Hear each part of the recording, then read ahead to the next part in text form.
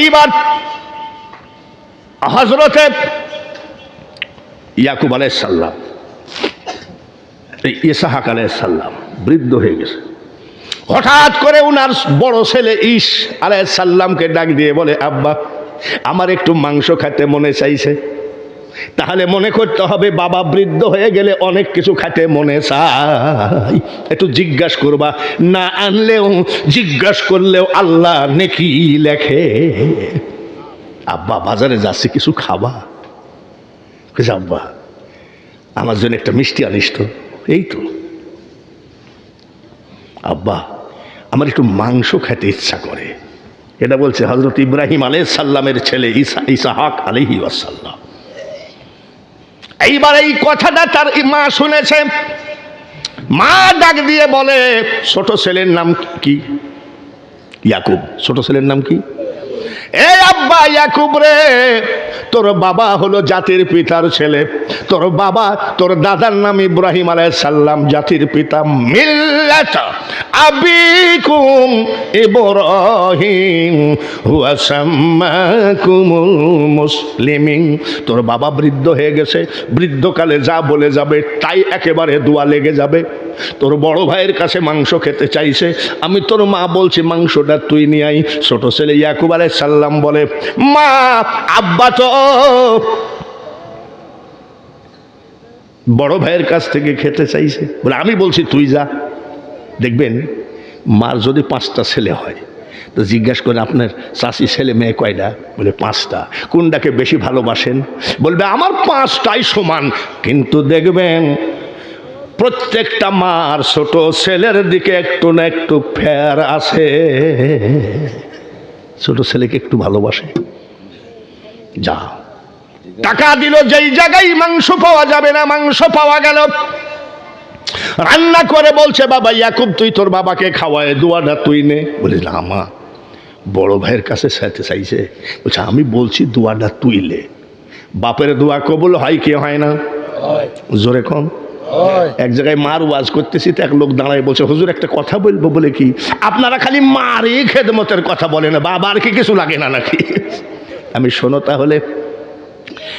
বাবার কাছে যাচ্ছে, বলে মা আমি যাব না, বড় ভাইকে পাঠাও। তুই যা। বলে মা আমি যে যাব, আব্বা যদি টের পায়। বলে তোর বড় ভাইয়ের মতন কথা বলবি তাহলে টের পাবে না, তোর বাপ তো চোখে দেখে না। বলে আব্বা যদি গায়ে হাত দিয়ে ফেলে, বড় ভাইয়ের গায়ে লম্বা লম্বা লোম আছে, আমার তো লোম নাই। মা জননী এই ছোট ছেলে ইয়াকুবকে বাবার দোয়া নেওয়ার জন্যে 2 হাতে উটের চামড়া লাগাইয়ে দিয়েছে। হাত দিলে বুঝতে পারবে না। মা শিখাইয়ে দিয়েছে। যাওয়ার সাথে সাথে জিজ্ঞাসা করে, তুমি কে? বুঝা আমার দোষ নাই, মা পাঠাইছে। এক কথায় শিকার খাইছে। তার কারণ নবীদের ছেলেরা চিটার বাটপার হয় না, নবীদের ছেলেরা হয় সলিহিন সাদিকিন। আসো, আমি চাইলাম দোয়াটা আমার বড় ছেলেকে দিয়ে যাই, কিন্তু তোমার মা যখন বারবার তোমাকে দোয়াটা চাইতে বলছে, আমার কোলের মধ্যে আইসো। কোলের মধ্যে নিয়ে ইয়াকুব ছোট ছেলেকে কোলের মধ্যে নিয়ে আল্লাহর কাছে দোয়া করছেন, মাবুদ গো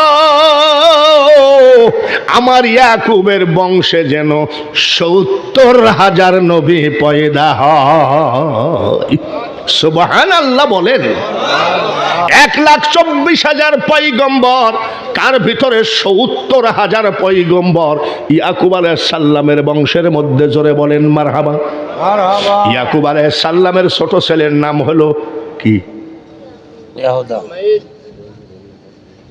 ইউসুফ আলাইহিস সালাম। পৃথিবীর সব থেকে সুন্দর পুরুষ, সুবহানাল্লাহ। কিন্তু আমার নবীর থেকে নয়। ভাইয়ের আমার, ছোট ছেলে ইউসুফ মা হারালো, বাবার কোলের মধ্যে ঘুমায়, বাবার বুকের মধ্যে ঘুমায়। বাবা নিজে গোসল করাইয়ে দেয়, নিজে খাওয়াইয়ে দেয়। আরো 10 ভাই আছে। এই 10 ভাই কিন্তু হিংসা করে যে সব সময় বাবার কাছে কাছে থাকে, বাবার আদরে থাকে। হঠাৎ করে রাত্রে, নিশি রাত্রিতে কোলের মধ্যে লাফ দিয়ে উঠে কয়, আব্বা একটা স্বপ্ন দেখলাম। কি রে? চন্দ্র সূর্য 11টা তারকা আমাকে সেজদা দিল। সঙ্গে সঙ্গে মুখ চাবি ধরলেন, খবরদার এই কথাটা গোপন রাখো। কেন? খবরদার কারুর কাছে বলবা না। এই ইউসুফ শোনো, এটা হলো আমার পরে তুমি নবী হবা, এতে কোনো সন্দেহ না। উনি যতই নবী হোক, দোয়া কিন্তু ইসহাক আলাইহিস সালামের জোরে বলেন ঠিক কিনা? ছোট ছেলে বুঝতে পারে নাই, আরো 10 ভাইয়ের কাছে গল্প করেছে। এই 10 ভাই কিন্তু কি আর বলবো, নবীদের ছেলে, বাজে কথা বলা যাবে না, নবীদের ছেলেদের অপরাধের কথা বলা যাবে না। 10 ভাই চক্রান্ত করলো, আব্বা এই জন্যে ওকে আদর করে বেশি, ওকে মেরে ফেলো।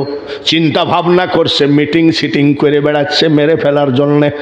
ভাইরা আমার, ইয়াকুব আলাইহিস সালামের কাছে গিয়ে ডাক দিয়ে বলতেছে, আরো 10 ছেলে কই আব্বা, আমাদের ছোট ভাই ইউসুফ আপনার কোলের মধ্যে ঘুমায়, আপনার সবসময় আদর আপ্যায়ন করা লাগে, আমাদের সাথে একটু খেলতে দিতে পারেন না?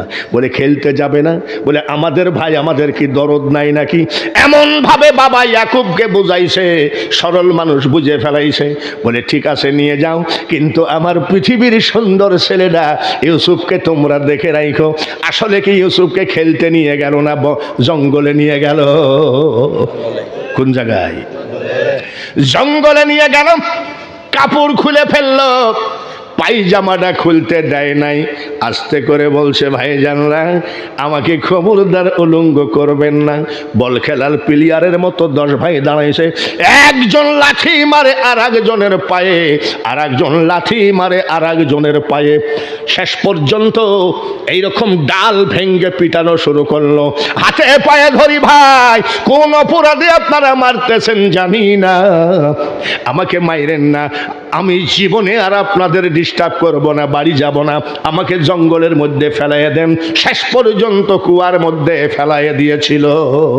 কুয়ায় পড়ে কান্দেনি ইউসুফ, হায় রে হায়, মরণ কালে না দেখিলাম বাপ মাই। অনেক দেরি হয়ে যাবে, হঠাৎ করে যে ইউসুফ আলাইহিস সালামের কাহিনী তুলে ফেলবো মনে ছিল না। বলবো নাকি? ইউসুফ আলাইহিস সালাম কোথায়? কুয়াত ফেলাই দিয়েছে। একটা জানোয়ার জবাই করে ইউসুফ নবীর জুব্বাতে রক্ত লাগায় বলছে, আব্বা কি? বলে আমাদের ছোট ভাই ইউসুফকে বাগে ধরেছে। কেমনে? বলে হঠাৎ করে খেলার মাঠে নাই, খুঁজতে গিয়ে দেখি বাগে খেয়ে ফেলাইছে। এই দেখেন, এই দেখেন ও রক্ত। আহা, ইয়াকুব নবী ছোট ছেলে ইউসুফের রক্ত মাখা জুব্বাটা নিয়ে কান্দে। তোকে আমি বুকের উপরে ছাড়া ঘুম পড়াই না রে আব্বা, তুই কোথায় গেলি? তোকে বাগে খাইয়ে ফেললাম। এইভাবে কান্দতে কান্দতে কান্দতে 10 জন ছেলেকে ডাকলো, আচ্ছা আমার ইউসুফকে কি বাগে খাইছে? তো বলছে হ্যাঁ, এই যে জামাতে রক্ত। বলে বাগদা এমন ইমানদার, আমার ছেলে ইউসুফকে খাইলো কিন্তু জামা ছিঁড়ল না। বলে আব্বা কি বলছেন? তো বাগে খাইলো তো জামা ছিঁড়ল না কেন? ছেলেরা কয় কাম সারছে রে, জামাটা যদি একটু ছিঁড়ে আনতাম তাহলে আর ধরা খাতাম না। যে বাগদাই খেয়েছে ওই বাগদাকে ধরে আনা না পর্যন্ত আমি বিশ্বাস করব না। তোদের উপরে গজব নাজিল হবে আমি বলে দিলাম। বাবার গজব থেকে বাঁচার জন্যে চলে গেল জঙ্গলে। 10 জন ছেলে বাঘ খুঁজতেছে। কি খুঁজতেছে? বাঘ। এত মরদ লোক তুমি, এত সস্তা।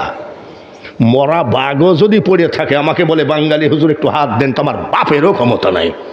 যদি বাতাসে একটু লেজও লেডি থাকে তাও পারবো না। বাঘ খুঁজতেছে, বাপের বরদুয়া। জঙ্গলের ভিতরে বাঘ খুঁজতে খুঁজতে দেখে একটা বৃদ্ধা বাঘ, বৃদ্ধ বয়স্ক, একদিকে তাকায় কান্দে। ইয়াকুব নবীর 10টা ছেলে চিন্তা করলো এই বাঘটা রুগী বাঘ, একদিকে তাকায় কাঁদতেছে, ভিতরে অনেক অসুখ আছে। দড়ি গলায় বেঁধে বাঘটাকে নিয়ে আসতেছে। বাঘটা আল্লাহর কাছে বলে, মাবুদ গো, একটা থাপ্পড় যদি মারি আমি বাঘ, ইয়াকুব নবীর 10টা ছেলে জাগাই শেষ। কিন্তু আমাকে যদি ওরা জবাইও করে ফেলে, আমরা নবীর ছেলেকে কিছু বলবো না। মানুষ বানাইছে আল্লাহ প্রেমের কারণে, প্রেমের ডোরি বান্ধ নবীজির সনে। একটা জানোয়ার জবাই করে বাঘের মুখে রক্ত মাখাইয়ে দিল। রক্ত মাখাইয়ে দিয়ে কয়, আব্বা এই যে এই বাঘ, এদিকে দড়ি ছাড়। দড়ি ছাড়িয়ে দিয়েছে। দড়ি গলার থেকে খুলে ইয়াকুব নবী বাঘের গলা জড়াইয়ে ধরে কান্দে, বাঘরে তুই এত নিষ্ঠুর যে আমার কলিজা ছিদ্র করলি। আমার ইউসুফকে ছাড়াই আমি কেমনে দিন কাটবে? তুই কেমনে আমার ছেলেকে খালি? বাঘ কি আসলে খাইছে নাকি? বাঘ আল্লাহর কাছে আরজি দেয়, মাবুদ গো, কোন বিপদে পড়লাম, আমি তো কিছুই জানি না, ইউসুফকে দেখি নাই, এ কি কয়? একটু জবানটা খুলে দাও। তোমার ইয়াকুব আলাইহিস সালামের কাছ থেকে নির্দোষী হয়ে আমি চলে যাই। আল্লাহ কয়, বাঘ রে, আমি জীবনে কোনোদিন কোনো জীব জানোয়ারের জবান খুলে দিই না, কিন্তু তুই নির্দোষী হওয়ার জন্য জবান খুলে দিলাম। ইয়াকুব নবীর গলা জড়ায়ে ধরে বাঘ কানলে আর বলে, ইয়াকুব নবী গো, আমাকে অযথা দোষী বানাবেন না, আমি আপনার ইউসুফকে খাই নাই, দেখি নাই। বলে, তাহলে তোর মুখে রক্ত মাখা কেন? বলে, আপনার ছেলেরা আসার সময় ছাগল জবাই করে আমার মুখে রক্ত লাগাইয়ে দিয়েছে। তাই নাকি? বলে, হ। তাহলে তুই আসার পরের থেকে কাঁদছিস কেন? বাঘ ইয়াকুব নবীর গলা জড়ায় ধরে বলতেছে, আজ 8 দিন জঙ্গলের ভিতরে আমার একটা বাচ্চা হারিয়ে গেছে।